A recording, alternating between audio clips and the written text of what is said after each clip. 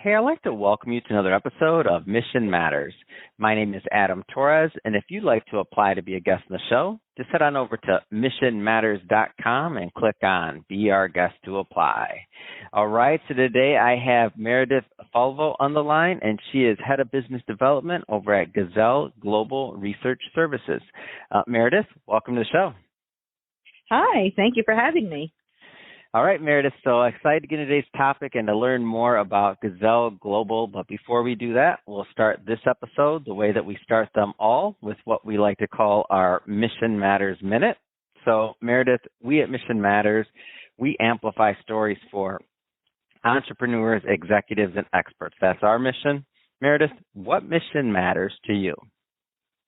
I would say the mission that matters to me most from a professional standpoint is to be the backbone of good research, to support, more importantly, to support research that adds value to the world. It's awesome. Love bringing mission-based individuals on the line to share, why they do what they do, how they do it, and really like what we can all learn from that so that we can all grow together. So definitely great to have you on. And I guess just to kind of get us started here, I mean, what led you on this journey to, Gazelle Global and really into the world of research? Like, how did you get started? Oh, wow. So I got started right out of college. I was kind of born into the industry. My father ran a focus group facility. Wow. That's so cool. I've talked to a lot of individuals in research. You're the first that I've ever talked to that was born into. That's amazing. Oh, yeah. I grew up eating respondent sandwiches and food from clients that my dad would bring home. That's so cool. I was slated to be a history teacher, and he said to me, just come and work for me for a couple of months. I just lost 2 project managers at the same time. And just get me back on my feet. Okay. And then, 20 plus years later, here I am. Wow. So I feel like, and correct me if I'm off on this, but you have maybe a little bit of a different lens in which you kind of view the world, because you've always been on that other side of it and seeing like how, like digesting, I shouldn't say view the world, but like the way you digest information, it's probably unique. Am I off on that? Oh, no, absolutely. There's times where, like even as a kid, I'm looking at packaging and looking, because my dad was he always liked to talk about it and explain like what it is they did. And he got his start working for IBM on a product line. So, he, from a very early age, he was always talking to me about, what market research is, how it's different from marketing. I got that education pretty early on. Wow, that's amazing. I can't even imagine what the in a good way, by the way, like the dinner table conversations around the holidays or things like that, and new products, and to grow up around that. I've had a lot of entrepreneurs, a lot of different individuals, and some I like to always picture what the dinner time table must have looked like as a kid, and you're over here learning about market research. That's great. My dinner table, I come from an Italian American oh my family. Gosh. Oh, so delicious. the dinner table was always it was some market research based, but it was always food.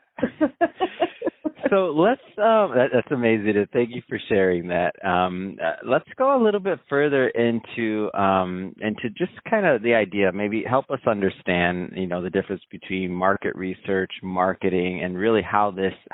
There's a lot of business owners, a lot of entrepreneurs, a lot of executives that listen to this. Like how should they be viewing this? Right. So market research is a different animal from marketing. I mean, we work alongside of marketing, and a lot of the data and the understanding, is pulled from market research, and marketers use that information, right, to target their audience. But marketing is such a broad term. Market research, we're really delving into why the product is used the way it's used, why, who's using it, are they using it to the way it was made to be used, right? Sometimes we get in there and we figure out, hey, product X was used just like a drug. It was used to treat something, and they're using it in a different way. And now with as our country has become more multicultural, and marketing has become and rightfully so, more multicultural. I say that America is it's a melting pot, and so now they're marketing towards different ethnicities that you didn't see before, which is a great thing. They're tapping now. You're able to tap into audiences that and really appeal to them, to their traditions, to their to what their life is on a daily basis. It's not a one size fits all kind of thing, and you wouldn't know that unless you did research. And so what is and I just want to get a feel for this. So is market research and what you do, is that appropriate only for enterprise level clients? Does middle market play a role in here, or is this even trickle down to the small businesses? Like, maybe give us a flavor for who Gazelle Global best serves. Yes. So absolutely. We service all the way from enterprise all the way down to small business. I had a conversation with a small business owner just last night, wanting to break into, open up a second business line. And, we were discussing where research would fit in to her journey. And she was at the very, very beginning stages, and she decided, all right, well, we spoke about it and decided that once she's ready to pull the trigger, then we'll do, we don't need research before, we need research. Once she decides that she's going to open her doors, now we're going to be doing research. This was for a small rental agency, vacation agency. So she wanted to understand her, what owners want when they're renting, what renters want when they're renting a vacation home.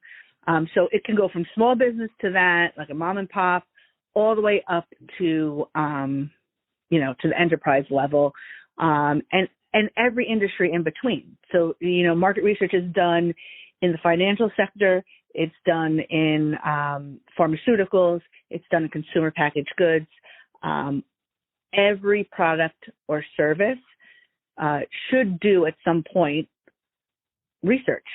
Because you think your customers, but you really need to hear from them. You really need to hear, especially when you're talking at like the big levels, the Pepsis and Frito-Lays of the world or whatever. If you're going to change something, a formula, or change a packaging, or bring out a new product.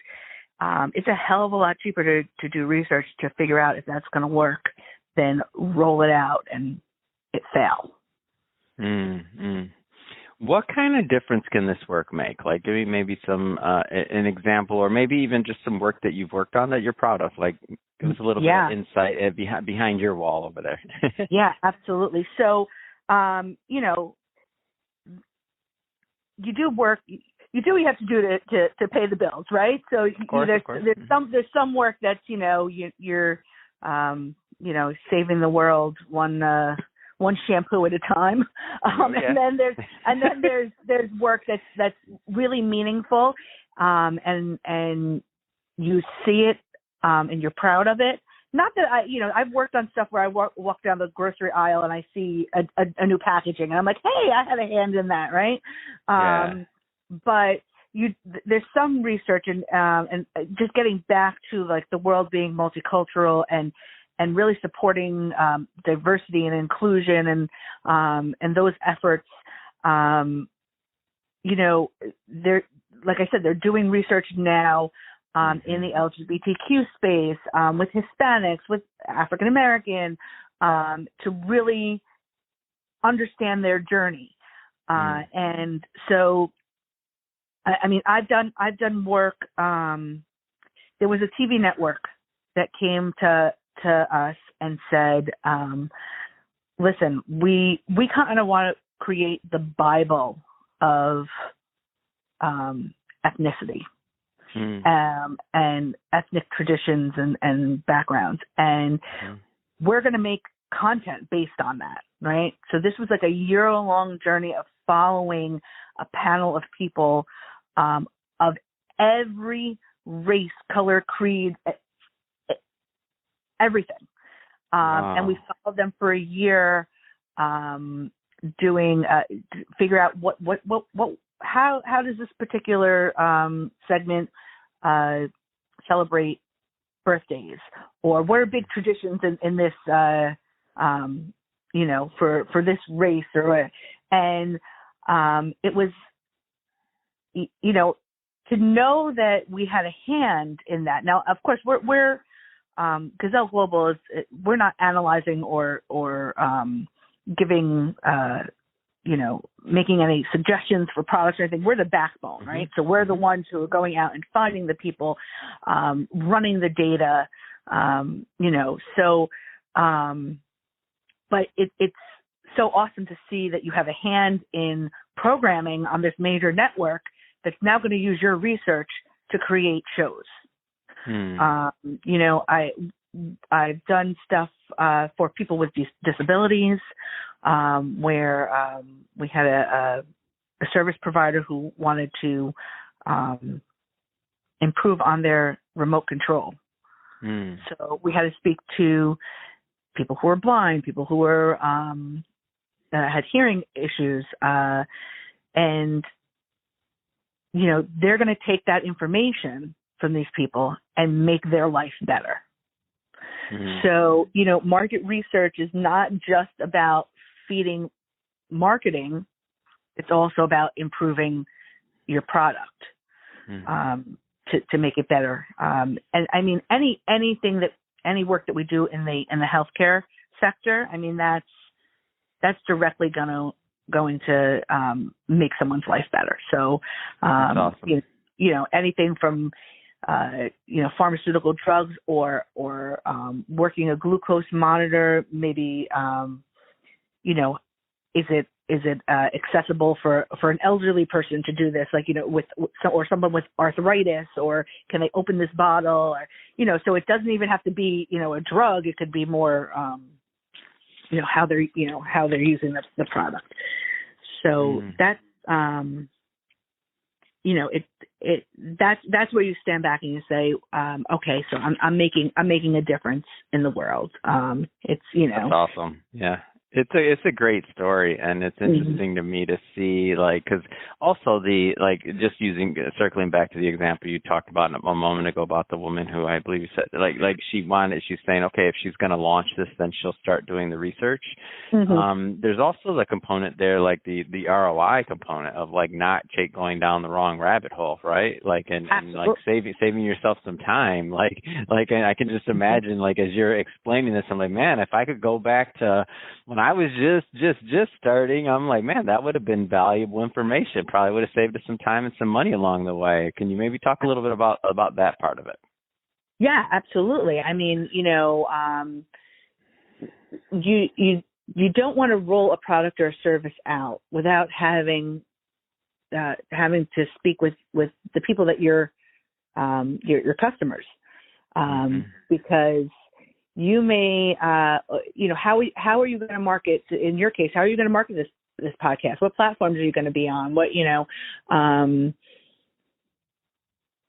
Without that, I mean, you could post to platforms that no one's listening to, or only a certain percentage of the population, or so yeah, you want to make sure. And that's what she said to me. She said, Meredith, listen, I want to do this research. She's like, but I don't want to just put money in and break even on this. I want to see, I want an ROI. My ROI has to be good enough to do this research. And, and that's why I told her, you need to get the ball rolling, get a couple of clients under your belt, and then let's do some research. So you can market yourself appropriately. but yeah, you never want to just throw something out. Like, do you remember when Coke changed their formula? Oh yeah, that was a big one. That's a big one. Okay. Yeah. Yeah. How expensive was that mistake? That Right? was a big one. Mm-hmm. That was a big one.